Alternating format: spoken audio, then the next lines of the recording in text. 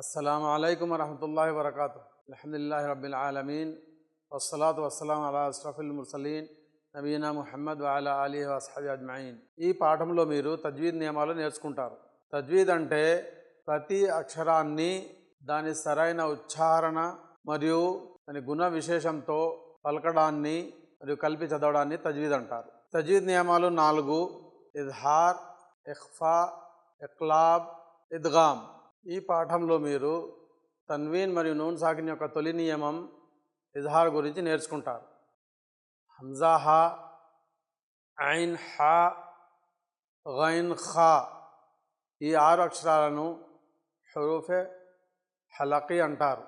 తన్వీన్ లేదా నూన్ సాకిన్ తర్వాత ఈ 6 అక్షరాల నుండి ఏ అక్షరం వచ్చినా కానీ నూన్ యొక్క న్ శబ్దాన్ని స్పష్టంగా ఉచ్చరించాలి. దీనిని ఇజ్హార్ అంటారు. ఉదాహరణకు తైరన్ అబాబీల, ఇందులో తన్వీన్ తర్వాత హంజా వచ్చింది కాబట్టి తన్వీన్లోని నూన్ శబ్దాన్ని పూర్తిగా స్పష్టంగా ఉచ్చరించాలి. నారున్ హామియతున్, ఇందులో తన్వీన్ తర్వాత హా వచ్చింది. లిమన్ ఖషియా, ఇందులో నూన్ సాకిన తర్వాత ఖా వచ్చింది.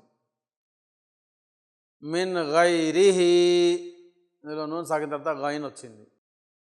యౌమ ఇదిన్ అలైహా, ఇందులో తనీన్ తర్వాత ఐన్ వచ్చింది. మిన్హు ఖితాబన్, నూన్ సాకిన తర్వాత హా వచ్చింది. మిన్ ఐనిన్ ఆనియతిన్, నూన్ సాకిన తర్వాత ఐన్ వచ్చింది, తనీన్ తర్వాత హంజా వచ్చింది. కుఫువన్ అహదున్, తనీన్ తర్వాత హంజా వచ్చింది. ఫమన్ ఉఫియా, ఇందులో నూన్ సాకిన తర్వాత ఐన్ వచ్చింది. మిన్ అఖీహి, ఈ పదంలో నూన్ సాకిన తర్వాత హంజా వచ్చింది. మన్ అదిన, ఈ పదంలో నూన్ సాకిన తర్వాత హంజా వచ్చింది. కితాబున్ హకీమున్, ఈ పదంలో తనీన్ తర్వాత హా వచ్చింది. అజాబున్ గలీదున్, ఈ పదంలో తనీన్ తర్వాత గైన్ వచ్చింది.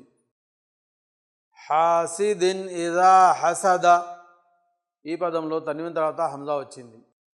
ఈ విధంగా గమనిస్తూ తన్వీన్ మరియు నూన్ సాకిన్ యొక్క ఈ నియమాన్ని బాగా గుర్తుంచుకోండి.